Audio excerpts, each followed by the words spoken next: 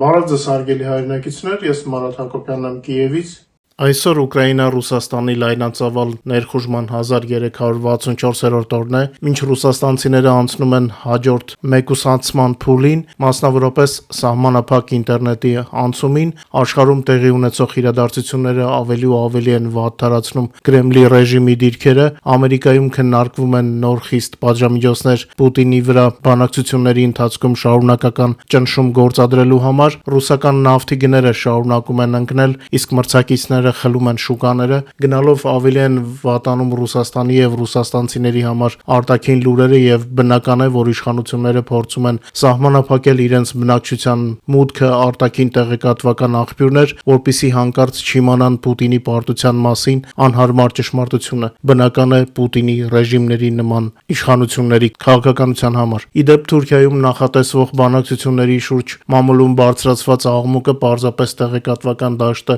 լրացնելու ձև է, այսպես կոչված բանակցությունները Թուրքիայում դա պահեստային քաղաքական տրեք է, ցույց տալու մեր պատրաստակամությունը բանակցությունների առումով, եթե որևէ կարևոր իրադարձություն լինի, որն արժանի է ձեր ուշադրությանը, մենք անպայման կհայտնենք։ Իսկ առայժմ պարզապես ֆիքսում ենք Զելենսկու կայանալի կայցը եւ նրա հնարավոր շփումները Թուրքիայում արևմտյան գործընկերների հետ։ Առայժմ նախագահ Զելենսկին Եվրոպայում է, որտեղ գործընկերների հետ կարևոր բանակցություններ է վարում Ուկրաինային աջակցությունն ու պաշտպանությունը ամրապնդելու վերաբերյալ, ինչը նշանակում է արդեն իսկ աննախանձելի իրավիճակի վատթարացումը Պուտինի եւ Ռուսաստանի համար։ Հիշեցնեմ, որ օրը 24 ժամ աշխարհի լրահոսին եւ մասնավորապես Ուկրաինայի վերաբերյալ լուրերի հետ կարող եք ծանոթանալ մեր Telegram-յան ալիքում, QR կոդը ձեր էկրաններին է, բաժանորդագրվեք, ովքեր դեռ բաժանորդագրված չեն եւ վայելեք։ Իդեպ Օդեսայի մարզում վերացվեց այն հրդեհը, որը բռնկվել էր թուրքական մասնավոր նավում ռուսական հարձակման հետևանքով։ Մինչ այժմ Թուրքիայից արձագանք չի եղել, եթե 2-3 օրվա ընթացքում Թուրքիայի արտգործնախարարությունը կամ անձամբ Էրդողանը որևէ հայտարարություն չանեն, ապա բոլորի համար ակնհայտ կլինի, որ Թուրքիայի իշխանությունները թուլացել են եւ այլևս չեն կարող միջազգային ասպարեզում հանդես գալ այնպես, ինչպես նախկինում։ Իմ կարծիքով գոնե պետք է ռուս դեսպանին կանչեին բացատրությունների, եւ եթե նույնիսկ դա չլինի, դա կնշանակի թուրքական իշխանությունների շփոթվածության եւ թուլության ակնհայտ դրսեւորում։ Հետաքրքիր է հետևել, թե ինչպես են իրենց բյուզանդական դիվանագիտության ժառանգորդներ համարողները հայտնվել իրենց իսկ հյուսած թակարդում։ Նույնքան հետաքրքիր է հետևել Պուտինի եվրոպական սատելիտների խնդիրներին։ Լուրջ խնդիրներ են առաջացել ինչպես Օրբանի, այնպես էլ Ֆիցոյի համար։ Վերջինս չնայած իրեն ավելի զուսպ էր պահում, քան Օրբանը, բայց միևնույնն է, սև օրերը նաև Ֆիցոյի համար են եկել։ Սլովակիայում մարդիկ դուրս են եկել Ֆիցոյի դեմ բողոքի, իսկ օրերս նույնիսկ դպրոցականները արհամարհեցին Ֆիցոյին հակաուկրաինական արտահայտություն թույլ տալու համար։ Որքան վատ կընթանա Պուտինի գործերը, այնքան դժվար կլինի նրա սատելիտների համար։ Առավել ևս, որ արդեն ռազմաճակատից բացի TikTok-ի սարքած տեսանյութերից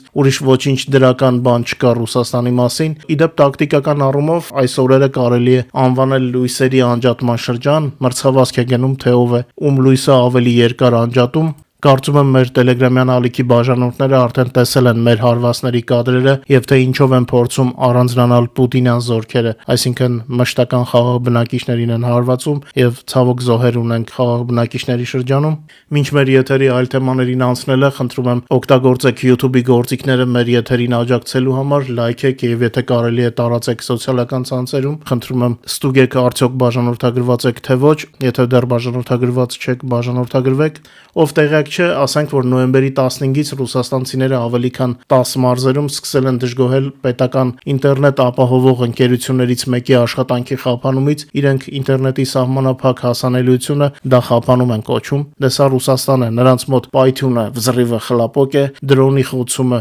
բեկորներ են, ասկոլկաներ, իրենց լեզվով ասած։ Անկեղծ ասած, այս լուրը իմ սովորական եթերների ձևաչափում չէ, բայց նման բաները հաճախ չեն լինում, դրա համար որոշեցի կիսվել մեր լսարանի հետ, որովհետև կհասկացում եմ, որ հայկական լրատվամիջոցները նման փաստի վրա ուշադրություն դարձրած կլինեին եւ կտեղեկացնեին հայ հանրությանը։ Իդեպ, եթե մեր լսարանից ինչ-որ մեկը նման նորություններ տեսել է հայկական մամուլում, խնդրում եմ գրեք մեկնաբանություններում, իմանանք գուցե արդեն առաջընթաց կա։ Հաղորդվում է, որ Ռուսաստանում ինտերնետից օգտվողների մուտքը եղել է ընտրովի, այսինքն նրանք կարողանում են այցելել միայն Կրեմլի այսպես կոչված սպիտակ ցանկում ընդգրկված կայքերը։ Ռուսաստանի ընդդիմադիր լրատվամիջոցների տվյալներով շաբաթ օրը օրը ինտերնետը առաջինը անջատվել է Ռուսաստանի Վլադիմիրի, Իվանովոյի, Կոստրոմայի եւ Յարոսլավլի մարզերում, այնուհետև հաղորդումներ են եկել, որ վերջին մարզում գլխավոր մալուխը վնասվել է, դրանից հետո ինտերնետը անհետացել է նաեւ Մուրմանսկի մարզում, Յամալա-Նենեցյան ինքնավար շրջանում եւ մասամբ Կրասնոդարի երկրամասում։ Արդեն նոյեմբերի 16-ի առավոտյան ինտերնետի բացակայության մասին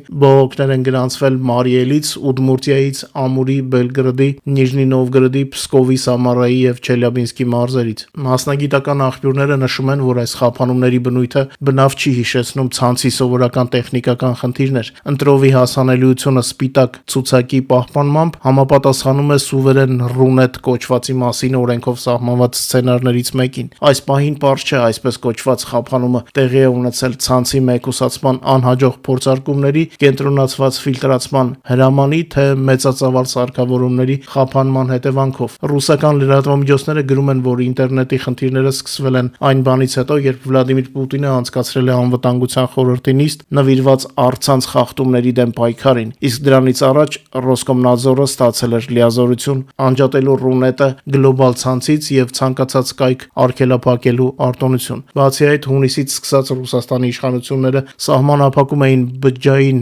մոբիլնի ինտերնետի աշխատանքը միայն օդային անմիջական վտանգի պահին, սակայն այժմ այդ պրակտիկան դառնում է մշտական։ Ռուսաստանի քաղաքացիների խոսքով այս քայլերի հիմնական արդարացումը այսպես կոչված հատուկ գործողության հետ կապված օբյեկտների պաշտպանությունն է։ Ռուսական լրատվամիջոցները հայտնում են, որ առաջին քաղաքը, որտեղ անջատվել է բջջային ինտերնետը, Ուլյանովսկն է։ Մասնագետները նշում են, որ սահմանափակումները մշտական են, դրանք կախված չեն տագնապներից կամ կոնկրետ հարձակումներից։ Ռուս իշխանությունների հաջորդ քայլը կարող է լինի վիրտուալ մասնավոր ցանցերի VPN-ների ամբողջական արգելքը, որոնք թույլ են տալիս շրջանցել սահմանափակումները։ Առանձին VPN-ներ արդեն արգելափակվել են, իսկ դրանց գովազդը Ռուսաստանում համարվում է անօրինական, բայց ամբողջական արգելք առայժմ դեռ չի գործում։ Միևնույն ժամանակ Ռուսաստանի կառավարությունը անցած շաբաթ հայտարարել է, որ բնակիչների շենքային բոլոր չաթ խմբերը մինչև տարեվերջ պետք է տեղափոխվեն ռուսական Max Messenger։ Ըստ գնահատականների երկրի բազմաբնակարան շենքերում շուրջ 1 միլիոն նման խումբ կա։ Դե զարմանալու չէ, Պուտինը սերտ բարեկամություն է անում Հյուսիսային Կորեայի հետ, ինչպես ասում են, ասա ով է քո ընկերը, ասեմ ով ես դու, այսինքն մարդիկ ապրելով Ռուսաստանում հայտնվում են Հյուսիսային Կորեայում, Իսկ ահա ամերիկյան լրատվամիջոցները Պուտինի պանիկայի վարքագիծը գնահատում են իրենց ձևով։ Դիկտատոր Պուտինը կրկնում է Սադամ Հուսեյնի կառավարման մոդելը, ստեղծելով ամբողջ Ռուսաստանով մեկ մանրակրկիտ թաքցված ապաստարանների ցանց, գրում է Fox News-ը։ Կրեմլի դիկտատորը շեղված է սեփական անվտանգության առումով եւ օգտագործում է բոլոր հնարավոր գաղտնապահական մեթոդները։ 700-ից ավելի տեսագրությունների ուսումնասիրությունը ցույց է տվել, որ Պուտինը պարբերաբար ներկայանում է առնվազն 3 գրեթե նույնական աշխատասենյակներում, Մոսկվայի մոտ գտնվող Նավաագարյովոյում, Սոչիում եւ Վալդայի նստավայրում։ Ռուսական իշխանությունները այդ կադրերը ներկայացնում են որպես Մոսկվայի մերձակայքում նկարահանված, սակայն ինտերիերի մանրամասները բացահայտել են փոխարինումը, պատմենան, իրենց լեզվով։ Վերլուծաբանները ուշադրություն են դարձրել միևնույն տերմոստատների, դռների, բռնակների դասավորությանը եւ հարդարման տարրերին, որոնք համընկնում են Վալդայի համալիրի հետ։ Պարզվել է, որ պետական հեռուստաընկերությունների նկարահանող խմբերը հաճախ աշխատում են Սոչիում կամ Վալդայում այն օրերին, երբ Կրեմլը պնդում էր, թե Պուտինը գտնվում է Մոսկվայի մերձակայքում։ Նման տեղակայության գաղտնիացման մեթոդը հիշեցնում է Սադամ Հուսեյնի կիրառած պրակտիկան, որը նույնպես ստեղծել էր միատեսակ սենյակների եւ գաղտնի ապաստարանների ցանց իր իրական գտնվելու վայրը թաքցնելու եւ շփոթեցնելու համար։ Պուտինի համար ամենաապահով թաքստոցը մնում է Վալդայը, հեռավոր եւ խիտ անտառներով շրջապատված շրջան, որը հուսալիորեն պաշտպանված է հոբ համակարգով։ Բոլոր աշխատասենյակները ձևավորված են նույն ոճով, բաց գույնի պատեր, նույնական կահույք եւ նրա հետևում տեղադրված դրոշներ, ստեղծելով մեկ միասնական աշխատանքի վայրի պատրանք եւ թույլ տալով թաքցնել դիկտատորի տեղափոխությունները նույնիսկ սեփական քաղաքացիներից։ Ռուս ընդդիմադիր քաղաքական գործիչ Մաքսիմ Կացը նշում է, որ այս հետաքննությունը ընդգծում է Պուտինի պանիկային վարքը սեփական անվտանգության առումով։ Նրա խոսքով այդ գերզգուշությունը հատկապես աչքի է ընկել համավարակի ժամանակ, երբ նույնիսկ այլ երկրների առաջնորդները ստիպված էին երկարատև մեկուսացում անցնել նրա հետ հանդիպելու համար։ Դե ինչ, միգուցե Սադամ Հուսեյնի մեթոդներով պաշտպանվող Պուտինը իր վերջը նույնպես Սադամի պես գրանցի։ Սպասենք, կտեսնենք։ Ուկրաինական հետախուզությունը իր հերթին բացահայտել է Լուկաշենկոյի վախերի մանրամասները։ Ալեքսանդր Լուկաշենկոյի բելարուսական ռեժիմը խորանում է Ռուսաստանից կախվածության մեջ, չնայած բռնապետը ինքը բացահայտորեն վախենում է, որ Բելարուսը կարող է ներքաշվել Ուկրաինայի դեմ լայնածավալ պատերազմի մեջ։ Այս մասին հայտարարել է Ուկրաինայի գլխավոր հետախուզական վարչության ղեկավարի նախկին տեղակալ Իլյա Պավլենկոն։ Նրա խոսքով Բելարուսը փաստացի կորցրել է իր ռազմական ինքնիշխանությունը։ Մոսկվան տարիներ շարունակ վերահսկողություն է հաստատել երկրի անվտանգության ուժերի նկատմամբ, այսպես կոչված միութենական պետություն ստեղծելու պատրվակով։ Զորավարժությունները, համատեղ զորքերի խմբավորումները եւ ռուսական զորքերի անարգել տեղաշարժը Բելարուսի տարածքում միայն հաստատում են, որ Մինսկը վաղուց դադարել է անկախ պաշտպանական որոշումներ կայացնել։ Ուկրաինական հետազոտությունը գրանցել է քաղաքացիական համազգեստով ռուս զինվորականների, որոնք ուսումնասիրում են Բելարուսի ճանապարհները, պատրաստում են զորքերի արագ տեղակայման ուղիներ։ Կրեմլը նմանատիպ մեթոդներ է կիրառել նաև ուկրաինական Ղրիմի օկուպացիայից առաջ։ Պավլենկոն ընդգծում է, որ Բելարուսի հետախուզական ծառայությունները լիովին ենթակա են Ռուսաստանին եւ Մոսկվայի կողմից օգտագործվում են կիբերհետախուզության եւ Ուկրաինայի եւ Եվրոպայի դեմ գործողությունների համար, սակայն անմիջական սպառնալիքը ներկայացնում է ոչ թե Մինսկը, այլ Ռուսաստանը։ Բելարուսի միայն տարածքն է օգտագործվում եւ ռեսուրսները։ Վերջին մեկ օրում ռազմաճակատում տեղի ունեցել 151 մարտական բախում, ինչը զգալիորեն քիչ է երեկվանից, այսինքն ռուսները չեն կարողանում ինտենսիվություն ապահովել, չնայած զորքեր շատ են կուտակել։ Վերջին մեկ օրում ռուս օկուպանտները կորցրել են եւս 960 զինծառայող եւ նրանց 352 միավոր զինտեխնիկան, իսկ լայնամասշտաբ պատերազմի սկզբից ի վեր ռուսական բանակի ընդհանուր կորուստները արդեն հասել են 1,160,380-ի,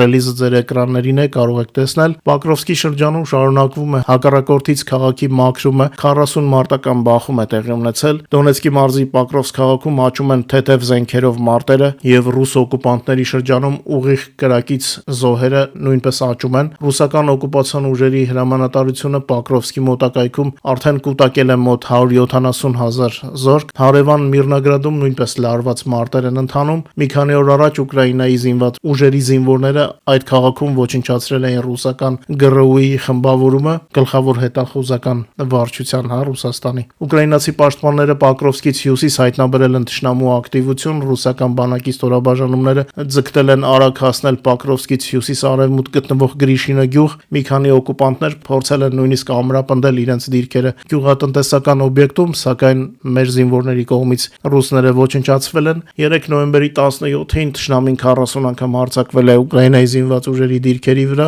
Պոկրովսկի հատվածում մարտեր են տեղի ունեցել Մայակ, Ֆյոդորովկա, Ռադինսկե, Կրասնի Լիման, Պոկրովսկ, Կատլինե, Ուդաշնեի եւ այլ գյուղերի մոտ։ Ասեմ, որ գերիներ են վերցվել Պոկրովսկում, մեր տելեգրամում հավանաբար արդեն տեսել եք կադրերը։ Ուկրաինայի զինված ուժերի գլխավոր հրամանատար Ալեքսանդր Սիրսկին նշեց, որ թշնամին փորձում է օգտվել անբարենպաստ եղանակային պայմաններից։ Պոկրովսկում եւ նրա արվարձաններում շարունակվում են մարտերը օկուպանտների փոքր գրոհային հետևակային խմբերի հետ, իսկ թեթև ռազմական տեխնիկան ավելի հազվադեպ է ոչնչացվում։ Երևում է, որ ռուսները փորձում են կուտակել մեծ մարտից առաջ, Ուկրաինայի զինված ուժերը փորձում են աստիճանաբար վերահսկողություն հաստատել որոշակի տարածքների նկատմամբ, պաշտպանել առկա լոգիստիկ ուղիները եւ ստեղծել նոր մատակարարման եւ տարհանման ուղիներ։ Ռուսական բանակի կողմից Պոկրովսկի վերահսկողությունը ստանձնելու կամ Ուկրաինայի պաշտպանության ուժերի շրջապատելու մասին իհարկե խոսք չկա։ Ամենայն հավանականությամբ մեծ գրոհ ռուսները կսկսեն մինչև եղանակի ավելի բարդանալը, բայց եթե իհարկե մանր մարտերում իրենց չսպառեն, կտեսնենք թե ինչպես կզարգանա իրավիճակը։ Մենք հետևում ենք յուրաքանչյուր կարևոր իրադարձության, նույնպես ծանր են մարտերը Կուպյանսկում, մինչ մերոնք մաքրում են քաղաքը, ռուսները նորից նոր խմբեր են ուղարկում, մշտական մաղման աշխատանք է։ Դե պատերազմ է, փլավ չեն բաժանելու, հատկապես թշնամին։ Աշխատանքային օրով շատ չերկարացնեմ եթերը, շնորհակալ եմ, որ մեզ հետ եք, խնդրում եմ չմոռանալ լայքել եւ տարածել մեր եթերները, այսօրվա համար այսքանը, հույս ունեմ, որ վաղը նորությունները ել ավելի լավը կլինեն, բարով մնաք եւ մինչ նոր հանդիպում։